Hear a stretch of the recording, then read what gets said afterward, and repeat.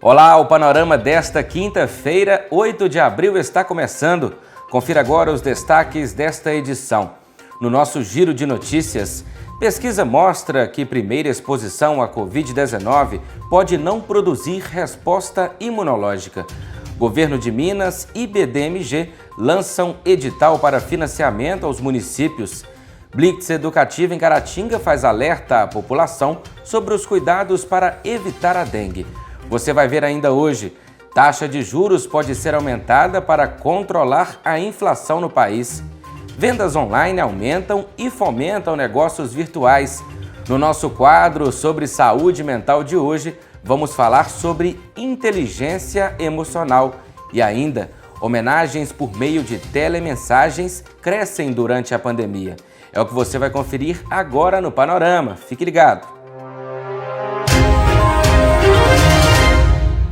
Uma pesquisa mostra que uma primeira exposição à Covid-19 em casos brandos ou assintomáticos pode não produzir resposta imunológica e que a pessoa pode se reinfectar, inclusive com a mesma variante.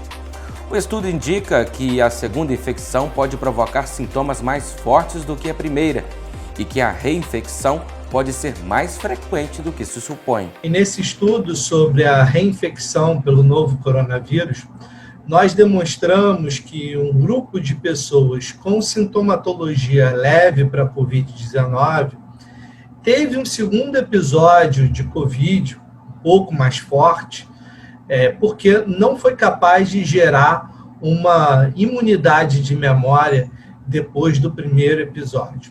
Esses indivíduos, eles tiveram o controle dessa primeira infecção pelo que a gente chama de resposta imune inata, aquela que não forma uma memória consistente de longo prazo.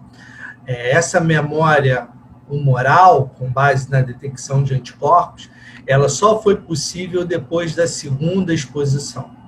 Esse trabalho mostra para a gente que, mesmo independentemente dos variantes, a reinfecção pelo novo coronavírus é possível.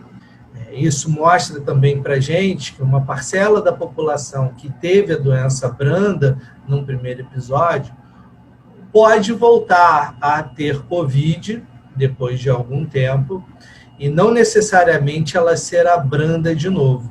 Isso mostra que algumas vezes na nossa vida é possível que a gente venha a ter exposição ao novo coronavírus e possa desenvolver sinais e sintomas. O Banco de Desenvolvimento de Minas Gerais, o BDMG, vai liberar 300 milhões em linhas de crédito para financiar investimentos em infraestrutura e melhorias urbanas nas cidades mineiras.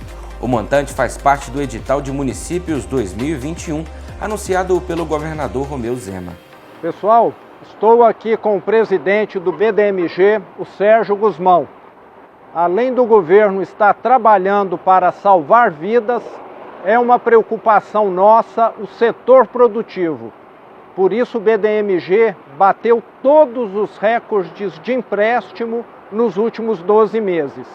E agora está focando nas prefeituras municipais, para que elas tenham condição de fazer obras que melhoram a qualidade de vida da população, reformar um posto de saúde, refazer uma ponte e assim por diante. Não é isso, Sérgio? É isso mesmo, governador. O BDMG chegando mais perto, na ponta, ajudando a transformar a vida das pessoas por meio de linhas de crédito, num volume que foi aumentado de 50% em relação ao último edital e o mais importante, chegando de maneira muito mais ágil por meio da nossa plataforma digital, o bdmg.mg.gov.br/municípios, poderá ser feito todo o processo de contratação, entrega de documentos pela plataforma online e poder entregar esse resultado na ponta, inclusive de municípios bastante pequenos, transformando a vida das pessoas em projetos de infraestrutura, de maquinário, de reformas e inclusive de cidades sustentáveis na parte de iluminação de LED, energia solar e tantos outros itens. Portanto, entrem no nosso site e verifiquem quais são as condições. É o BDMG BDMG mais próximo, o governo de Minas fazendo a diferença na vida das pessoas. Estamos fazendo tudo o que é possível nesse momento tão difícil. Com o processo de vacinação, dias melhores virão. Estamos estruturando o Estado para que, quando toda essa pandemia passar, o mineiro tenha uma vida melhor. Ontem foi comemorado o Dia Mundial da Saúde. Para celebrar a data, a equipe do Departamento de Promoção à Saúde de Caratinga escolheu um tema para abordar com a população: os cuidados necessários para evitar a dengue. Uma blitz educativa foi realizada na Praça da Estação.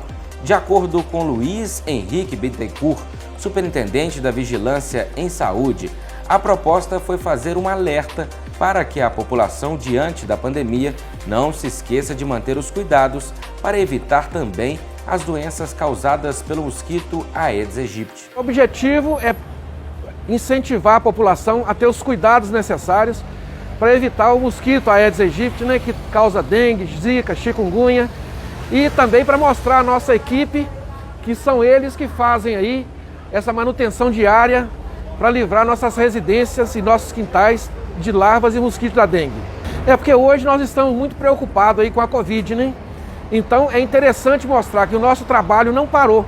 Nós continuamos aí com as ações de combate ao mosquito Aedes aegypti e nós não temos parado. O nosso trabalho continua firme e nós temos que mostrar para a população que não podemos refrescar, mesmo com a pandemia, aí, nós não podemos deixar de lado o tratamento das residências com retirada de entulhos, com evitar a água parada e liberar para nossos agentes entrarem e fazerem também a manutenção nas casas e nos quintais. Nesse ano agora já foram feitos 2 LIRA, que é o levantamento de índice rápido de Aedes aegypti.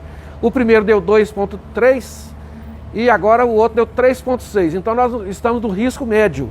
E esse resultado é o melhor nos últimos 5 anos. Então nós temos feito o trabalho de casa, nós temos a nossa equipe tem trabalhado bastante, motivada e querendo resolver a situação de zerar a dengue em Caratinga. Por isso aí nós contamos com a ajuda da população também, que é um papel principal, que é cuidar do seu quintal, cuidar da sua casa, para que não propague essa doença tão perigosa. Nos últimos meses, a inflação tem sido um assunto constante nos noticiários brasileiros. Uma das estratégias para controlar os índices de preços é alterar a taxa básica de juros. Mas você sabe como funciona esse sistema? É o que você vai ver na reportagem a seguir. Inflação é o nome que se dá à alta de preços de produtos e serviços em determinado período. Ela é calculada pelos índices de inflação, uma média obtida em pesquisas de mercado. Já os juros são a porcentagem de rendimento de um empréstimo. Os juros básicos da economia brasileira representam a chamada taxa Selic.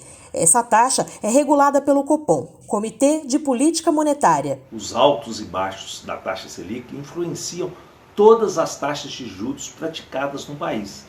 As que um banco cobra ao conceder um empréstimo e as que as pessoas recebem ao realizar uma aplicação financeira.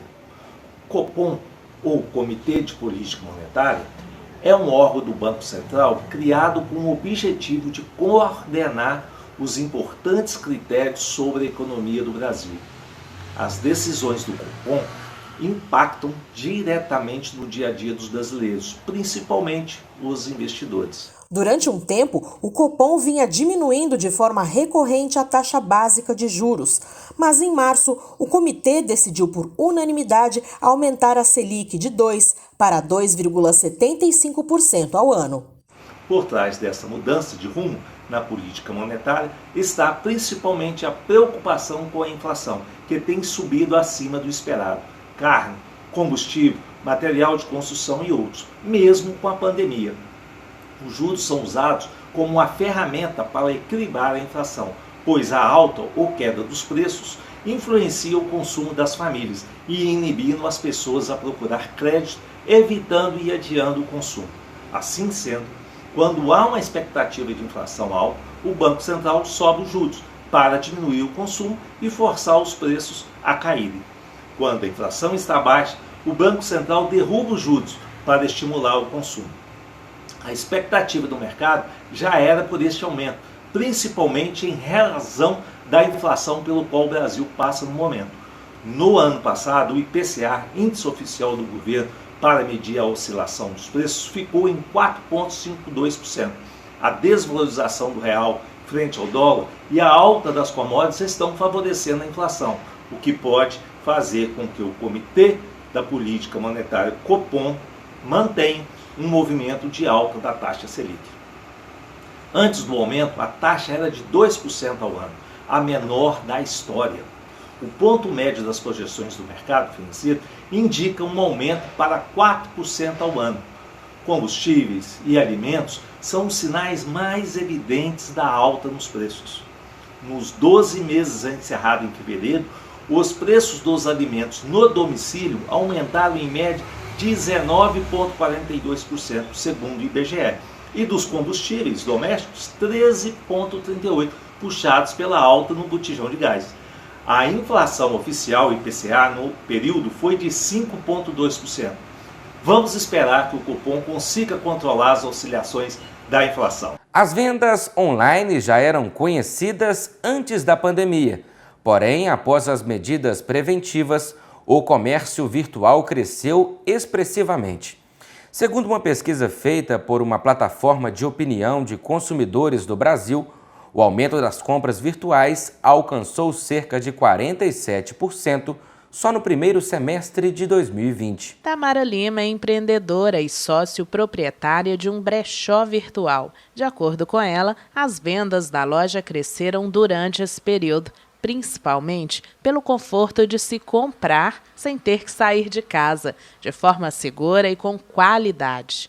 Já tem 3 anos de brechó e a pandemia começou ano passado. A gente já tinha um fluxo bom de vendas, mas ano passado a gente sentiu um aumento assim, bem considerável, mais ou menos entre março e abril. E assim, eu acredito que pelo fato das pessoas terem ficado mais em casa, elas deram uma atenção maior, um reconhecimento maior para as lojas online e até mesmo pelo conforto de estar ali na sua casa e poder comprar uma peça que gostasse, seja de brechó, de qualquer outro empreendimento. Isso, as pessoas acabaram se adaptando e isso cresceu muito, isso acho que impulsionou muito nas vendas dos empreendimentos. Tamara contou que o negócio começou como um desapego de peças pessoais. Depois disso, a demanda crescente se transformou em um site. No entanto, as redes sociais foram essenciais para propagar o empreendimento. É por meio delas que os produtos são expostos e as negociações são feitas com os clientes. A partir daí, as vendas hoje alcançam todo o Brasil. As redes sociais, desde o começo, foram as que impulsionaram as nossas vendas, porque desde o começo nós fomos uma loja online. No começo, nós fazíamos as nossas vendas diretamente pelo Instagram. Nós postávamos as nossas fotos, as nossas peças no feed do Instagram e as pessoas, ao verem, se elas se identificavam, se elas gostassem e quisessem aquela peça, elas entravam em contato com a gente pelo direct, que é o chat do Instagram, e por lá a gente fazia a negociação e fazia a nossa venda. Com o aumento das vendas durante a pandemia, a gente sentiu a necessidade de fazer um site para que desse uma praticidade maior para os clientes na hora da compra. Para praticamente todos os estados do Brasil. A gente conseguiu alcançar muitas pessoas de todo lugar do Brasil, não com a mesma frequência, mas já alcançamos desde Nordeste, Norte, até o Sul, Centro-Oeste, Sudeste, de todos os lugares. Ser uma profissional por trás das telas não é tão simples como parece. As dificuldades do contato virtual e o cuidado para que o visual seja impecável são pontos essenciais para quem trabalha online. Conversar com a gente, às vezes quer vir comprar uma peça, não tem às vezes até uma forma mais delicada de conversar, pensa que não esquece que tem uma pessoa ali por trás. E não, a gente tem todo um trabalho por aqui, são pessoas que estão atrás das telas, que tem todo um trabalho. A gente não o que a gente posta é o trabalho pronto, é tudo bonitinho que a gente faz, mas aqui por trás é muito trabalho suado que tem. E às vezes as pessoas não veem isso, mas é normal, eu entendo que isso é normal. Mas a gente tenta o máximo mostrar tudo isso para que as pessoas também vão conhecendo um pouco mais, porque é um trabalho novo que vem chegando aí, mas é um trabalho do futuro e que veio para ficar. Para quem quer iniciar seu negócio online, algumas considerações são muito importantes e elas vão desde ter um objetivo, encontrar a clientela específica para o negócio e buscar um diferencial. Tudo isso é essencial para conseguir se destacar diante da concorrência. Um ponto muito principal que às vezes muita gente peca nisso nas lojas virtuais, que é o visual. A internet, as redes sociais, elas são muito visuais. Então, procurar sempre fazer fotos bacanas, fotos que mostram o seu produto da melhor forma possível, que consiga atrair os seus clientes. E, por último, não desistir, porque o caminho, ele é árduo, ele é difícil, não é fácil, a gente não consegue ter um retorno assim imediato, mas com foco e tendo um objetivo, você é capaz de conseguir. No nosso quadro sobre saúde mental de hoje, a psicóloga Cristine Nassif vai falar sobre a inteligência emocional e como ela pode contribuir para lidarmos melhor com as emoções e sentimentos. Acompanhe. A inteligência emocional é uma habilidade que podemos desenvolver em algumas situações. Eu falo que principalmente diante de uma crise, é nesse momento que precisamos buscar, e desenvolver a nossa inteligência emocional. O que é essa inteligência emocional? É a capacidade de lidar com situações mais adversas, com situações difíceis, e não nos desestruturarmos, ou não, que a gente fala, não perder a paciência, não perder o equilíbrio, diante de alguma situação mais desafiadora. A inteligência emocional, ela está muito relacionada com o conceito de resiliência, que é a capacidade que nós temos, ou que algumas pessoas apresentam e que podemos desenvolver, que é a capacidade de lidar com uma situação difícil e estressante, naquele momento nos adaptarmos e depois de passar do processo, voltarmos ao nosso estado normal, a gente fala o nosso estado de equilíbrio. Então, é uma capacidade, é uma habilidade, na verdade, que podemos desenvolver. Como que a gente faz isso? Sendo mais assertivo, buscando maior equilíbrio das nossas emoções, exercitando a nossa empatia, a nossa capacidade de pensar e de nos colocar no lugar do outro, entender o comportamento do outro. A inteligência emocional, ela ainda apresenta uma característica de não nos deixar abater diante das situações que vamos vivenciar. E ainda apresenta como característica pensar positivo. E eu falo que essa é uma característica importante nesse momento, porque as nossas emoções, os nossos sentimentos, quando estão muito voltados para o lado negativo, às vezes nos impede de pensar de forma mais positiva, de forma mais proativa. Então, é uma habilidade que podemos desenvolver. Temos, às vezes, muito conhecimento técnico, conhecimento científico, ou seja, a nossa inteligência, a nossa capacidade cognitiva, mas às vezes essa inteligência emocional, ou saber gerir as nossas emoções, às vezes fica um pouco de lado. Então é algo que podemos exercitar, para que a gente possa lidar com as nossas emoções e os nossos sentimentos de uma forma melhor. Pelo que a gente viu, é super importante trabalhar a inteligência emocional para lidarmos melhor com as emoções e sentimentos, sobretudo em tempos de pandemia. E agora, para você que está de olho em uma vaga de emprego, chegou o momento de conferir o quadro Oportunidades. Auxiliar administrativo com experiência em setor fiscal na carteira de trabalho e habilitação A. Atendente balconista com ensino médio completo. Atendente de telemarketing com experiência em vendas comprovada na carteira de trabalho. auxiliar de faturamento com ensino superior completo ou cursando em administração, ciências contábeis ou economia. É necessário também ter experiência em setor de faturamento na carteira de trabalho e conhecimento intermediário em Excel. Auxiliar de linha de produção para padaria, com experiência que pode ser fora da carteira de trabalho, além de ensino médio completo. Auxiliar de mecânico de automóveis, com experiência, mas que pode ser fora da carteira de trabalho. Auxiliar de técnico de eletrônica, com experiência em manutenção de equipamentos eletrônicos.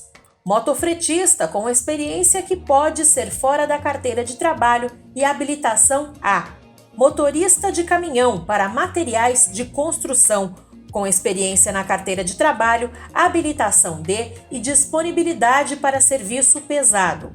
Operador de caixa, com experiência na carteira de trabalho e habilitação A. 2 vagas para pedreiro com experiência na carteira de trabalho. Servente de pedreiro com experiência também comprovada na carteira de trabalho. Torneiro mecânico com experiência que pode ser fora da carteira de trabalho. Vendedor no comércio de mercadorias com habilitação A e motocicleta própria. E vendedor no comércio de mercadorias com disponibilidade para realizar viagens, experiência com vendas na carteira de trabalho, ensino médio completo e habilitação B. A carta de encaminhamento pode ser impressa pelo aplicativo Cinefácil ou portal Emprega Brasil. Os interessados podem ainda agendar um atendimento presencial no link www.mg.gov.br/agendamento.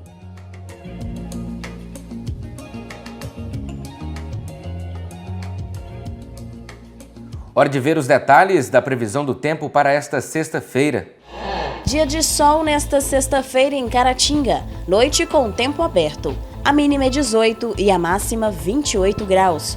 Em Inhapim, a expectativa é de sol com poucas nuvens, sem previsão de chuva. A mínima é 17 e a máxima 27 graus. Dia de sol também em Bom Jesus do Galho, noite sem nuvens no céu. A temperatura pode variar entre 18 e 29 graus. O serviço de telemensagens, que fez muito sucesso entre os anos 90 e início de 2000, retornou com força total durante a pandemia. O distanciamento social e a dificuldade de encontros familiares e com amigos colaboraram para este crescimento. Não se esqueça o quanto você é importante e especial nessas vidas. Parabéns! Feliz aniversário! Novamente ele está ganhando espaço na vida das pessoas, levando uma mensagem de carinho ou as mais diversas homenagens. Israel Ferreira é locutor em Caratinga e há anos trabalha também com o serviço de telemensagem. Na realidade, eu trabalho com mensagem ao vivo desde 2009 em Belo Horizonte. Foi a oportunidade de conhecer pessoas que se emocionavam com palavras. Palavras que são transmitidas pela sonoridade. A ferramenta de trabalho é o carro, microfone e a caixa de som. Responsabilidade grande, que vai muito além de ler um texto. É você chegar na casa do cliente e fazer ele sentir a emoção daquele momento, porque o dia pertence unicamente a ele. E através da mensagem ao vivo, saber o quanto ele é especial. Durante a pandemia, o trabalho na área cresceu. Foi uma forma encontrada de proporcionar encontros por meio de homenagens. Com uma duração aproximada de 20 minutos, nesta época, cerca de 5 trabalhos são realizados semanalmente por Israel em Caratinga. É poder fazer com que as pessoas que estão em casa, não podem estar no meio da família com o seu ente querido, a mensagem ao vivo, ela faz aquela data tão importante ser mais especial, porque as pessoas estão longe, mas as palavras vão falar por elas. Dizem que uma atitude vale mais do que 1000 palavras. Mas nós também sabemos que pessoas gostam de ouvir palavras que fazem bem para o coração. Uma das datas comemorativas com mais procura para a telemensagem é o Dia das Mães. Há um mês da data, se você quer prestar uma homenagem, esta é uma das opções. Nós temos as mães de idosas também, que não podem ficar com os filhos no dia. E a mensagem, tenho certeza, vai ser um presente diferenciado, especial. Porque o importante é fazer aquela pessoa sentir-se bem, feliz e com as palavras certas, na medida ela saber o quanto ela é importante. Que essa data se repita por muitos e muitos anos. Familiares e amigos se reúnem para celebrar o seu dia. Parabéns! Então fica aqui uma dica para você que quer presentear alguém e ao mesmo tempo seguir se protegendo contra o novo coronavírus. Estamos chegando ao final da edição desta quinta-feira. Nas nossas redes sociais você pode rever as reportagens de hoje, além de muitos outros conteúdos. Obrigado por ter nos acompanhado. Vamos ficando por aqui, mas amanhã estaremos de volta. Até lá!